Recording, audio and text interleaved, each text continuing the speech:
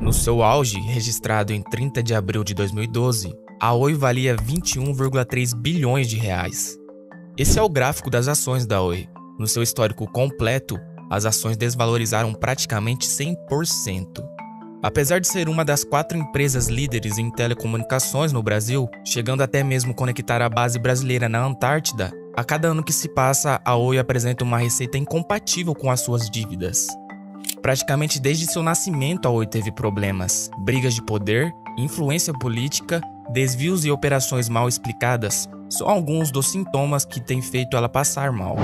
Mas então, como uma das maiores empresas nacionais que mais marcou a memória dos brasileiros, está passando pela sua segunda recuperação judicial à beira da falência. Em 1998, o governo decidiu dar início à maior privatização que já aconteceu por aqui. A estatal que monopolizava o setor de telecomunicações no Brasil, a Telebrás, foi fatiada em 12 holdings responsáveis por atender regiões específicas distribuídas pelos 4 cantos do Brasil em serviços divididos entre telefonia fixa e móvel.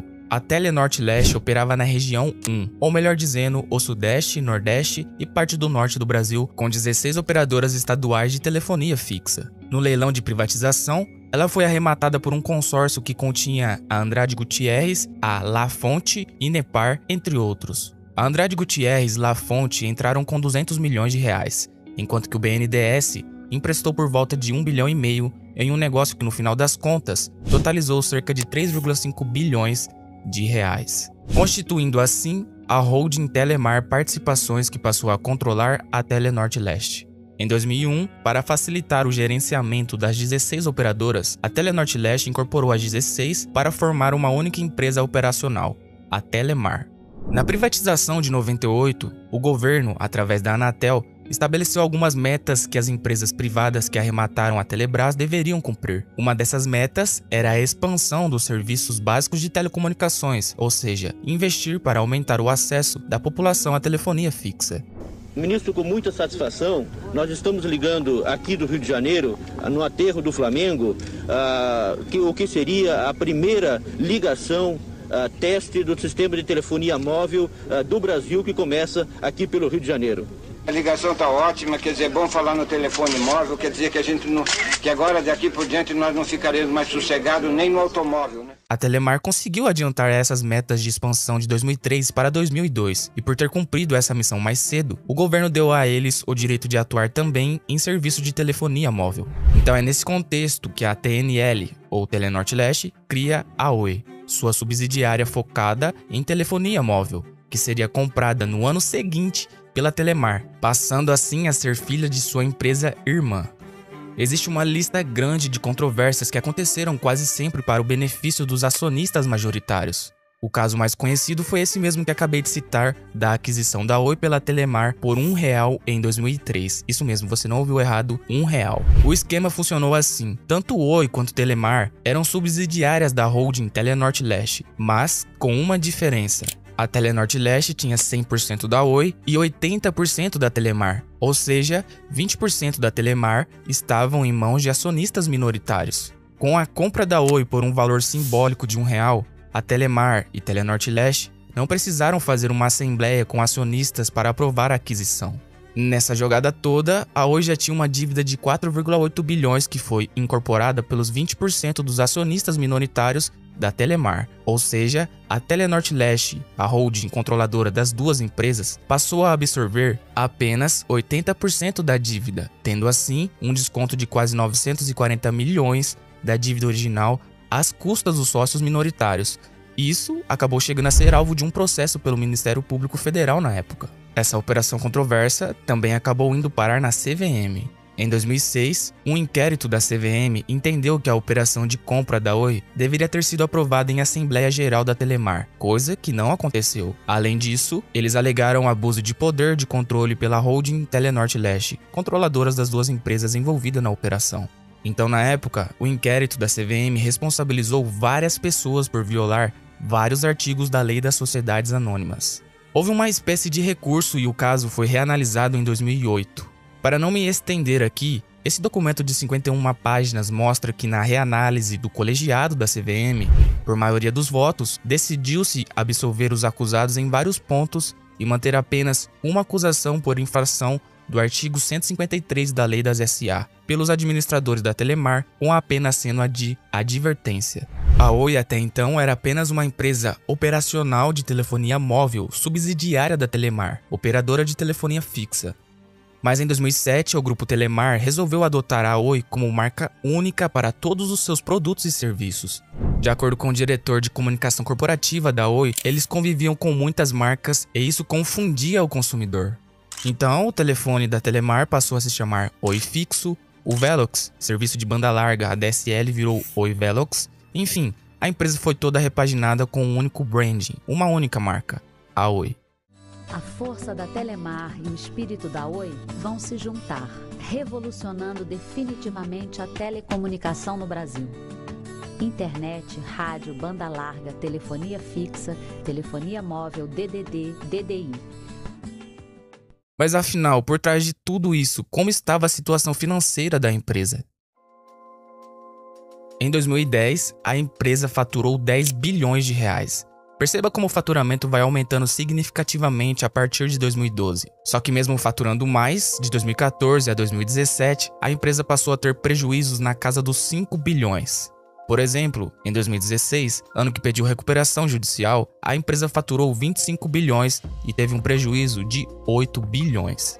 Mas por que ela estava aumentando o faturamento e tendo prejuízos tão grandes assim? Em 2008, a Telemar /Oi comprou a Brasil Telecom, a operadora de telefonia fixa do setor 2. Uma compra que nunca aconteceria porque a Lei Geral de Telecomunicações proibia uma operadora de tomar conta de 2 regiões. Mas o governo na época lançou um decreto que acabou permitindo essa aquisição.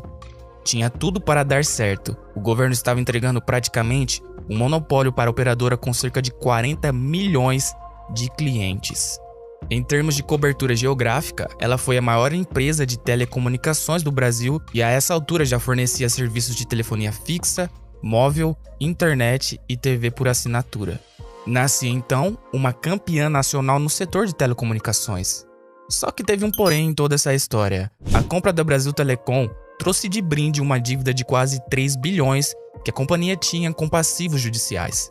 E foi após a compra da Brasil Telecom que mais uma vez a empresa teve uma série de fusões, cisões e incorporações para, de acordo com a própria Oi, simplificar a estrutura societária, que é atualmente complexa, dividida em 3 companhias abertas e 7 diferentes classes e espécies de ações. Resumindo, a estrutura societária antes da compra era assim, após a compra da Brasil Telecom ficou assim, e finalmente com a reestruturação tudo virou Oi SA. Eu sei, parece uma teia de inúmeras holdings controladoras e inúmeras empresas controladas, feito aparentemente de propósito para confundir. E essa estrutura ficaria ainda mais complexa pouco tempo depois, como vamos ver. Eu diria que a Oi foi jogada num caldeirão de bruxa para fazer uma mistureba que depois de alguns anos acabou azedando. A compra da Brasil Telecom já revela alguns problemas que foram o início da queda da empresa. Investimentos problemáticos. Antes mesmo de finalizar a compra da Brasil Telecom, o grupo Telemar /Oi já estava com um perfil de dívida crescente. Então comprar uma empresa que trouxe mais dívidas foi um belo de um tiro no próprio pé, que na época não foi percebido assim. O mercado das telecomunicações estava extremamente otimista com o crescimento da Oi. Nesse cenário temos então a Oi com alta alavancagem. Isso significa que a empresa fez investimentos e aumentou sua estrutura, porém com capital de terceiros. A compra da Brasil Telecom, por exemplo, foi totalmente financiada pelo BNDES e Banco do Brasil. Ou seja, era uma empresa com dívidas crescentes e lucros decrescentes. Tanto que 2013 foi o último ano que a empresa pagou dividendos a seus acionistas. Algo grave estava acontecendo com a companhia, então alguma coisa precisava ser feita. Pouco tempo depois da fusão com a BRT, ou Brasil Telecom, os portugueses entraram em cena com a Portugal Telecom em 2010. A Portugal Telecom era pior do que a Oi em termos de gestão, mas eram muito interessados no crescimento dela. No final das contas, acabaram se fundindo, com a Portugal Telecom injetando 8 bilhões na Oi, direta e indiretamente, por 22,4% da empresa. E para finalizar, a Oi investiu 10% na Portugal Telecom. Com a fusão entre as duas, Mais uma vez, a estrutura societária foi modificada para o nascimento de uma nova holding controladora, a Corpco. O argumento para isso era a melhor governança e o nascimento de uma gigante das telecomunicações a nível mundial que já contava com operações em Portugal, Brasil e alguns países da África. Mais uma vez, essa operação foi parar na CVM por causa de uma denúncia da Tempo Capital. Foi um caso complexo e se você quiser saber mais do que ocorreu, eu vou deixar uma thread do Vicente Camilo aqui na descrição, que trabalhou lá dentro da CVM com esse processo, contando todos os detalhes técnicos dessa fusão entre a Oi e a Portugal Telecom. Mas no resumo, após recorrerem e chegar no colegiado da CVM, as duas saíram sem nenhum problema com o órgão regulador e com a fusão aprovada. Então, com a entrada da Portugal Telecom, a Oi conseguiu obter recursos para pagar algumas dívidas no BNDES e evitar uma crise financeira ainda pior. E isso beneficiou os acionistas controladores da operadora, Andrade Gutierrez e La Fonte, aqueles mesmos lá de 98 que entraram na privatização da Telebrás. Mas essa maré boa só durou até 2014, quando a Oi descobriu que a empresa Rio Forte, subsidiária do maior banco de Portugal, o Banco Espírito Santo, quebrou e acabou não pagando uma dívida de 847 milhões de euros que ela tinha com a Portugal Telecom. De maneira bem simples, a Portugal Telecom negociou com a Oi usando um dinheiro que ela não tinha em mãos, mas esperava receber da Rio Forte, que pouco tempo depois declarou falência. Com esse calote, a Oi teve que segurar o rojão. A Portugal Telecom era um dos principais acionistas da Oi e tinha praticamente unificado o caixa entre as duas empresas. Então, se ela entrasse em colapso, isso afetaria muito a saúde financeira da gigante brasileira. E lembrando que tudo isso aconteceu entre 2010 e 2014, num período em que, como vimos anteriormente, faturamento aumentava e os prejuízos também. Por isso, em 2015, a Oi vendeu o negócio operacional da Portugal Telecom em território português para a Altice, por 7,4 bilhões de euros. Nesse ponto, em 2015, a Oi já estava com uma dívida de 50,4 bilhões de reais e com um faturamento anual totalmente incompatível, de 27,8 bilhões. Ou seja, era uma dívida considerada praticamente impagável. Seu reinado como a maior empresa de telefonia fixa durou pouco devido à evolução da telefonia móvel. De 2010 para cá, houve praticamente a extinção dos telefones fixos, que era justamente a área que a Oi liderava e não parava de aumentar e até mesmo dobrar o salário de seus executivos.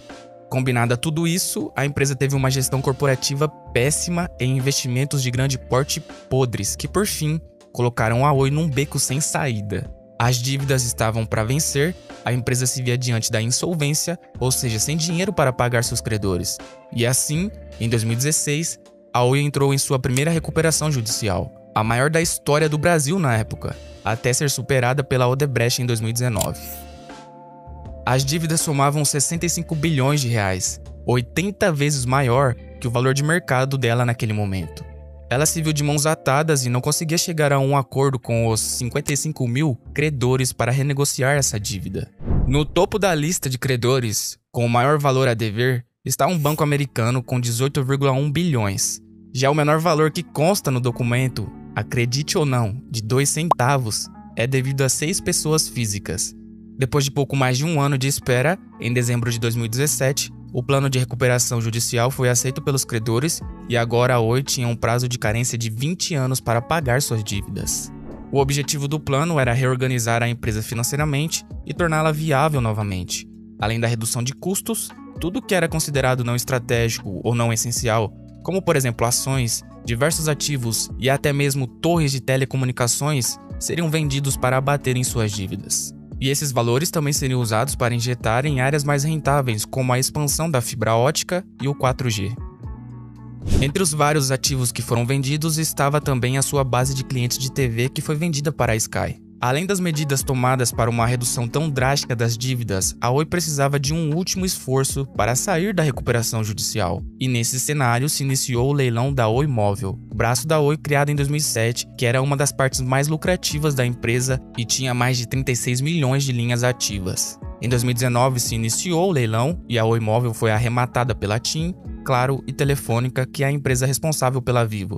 Juntas lançaram uma oferta de 16,5 bilhões. Mas essa venda não seria tão simples, pois a Oi passaria por várias regulamentações e autorizações do CAD e Anatel, que demonstrou interesse até mesmo em cancelar a venda. Depois de 2 anos de burocracia, em 2022, finalmente a Anatel autorizou que assinassem os papéis e a Oi Móvel pertencia oficialmente à TIM, Claro e Vivo pela bagatela de 15,9 bilhões de reais. Logo após receber o pagamento, a Oi já efetuou o pagamento integral de 4,46 bilhões para o BNDES, colocando assim um ponto final na recuperação judicial que durou 6 anos. Mas como nem tudo são flores, apenas 3 meses depois de encerrar a primeira recuperação judicial, em 1º de março de 2023, a Justiça recebeu um novo pedido de recuperação judicial da Oi, alegando dificuldades financeiras e incapacidade de honrar os compromissos de dívidas ainda bilionárias.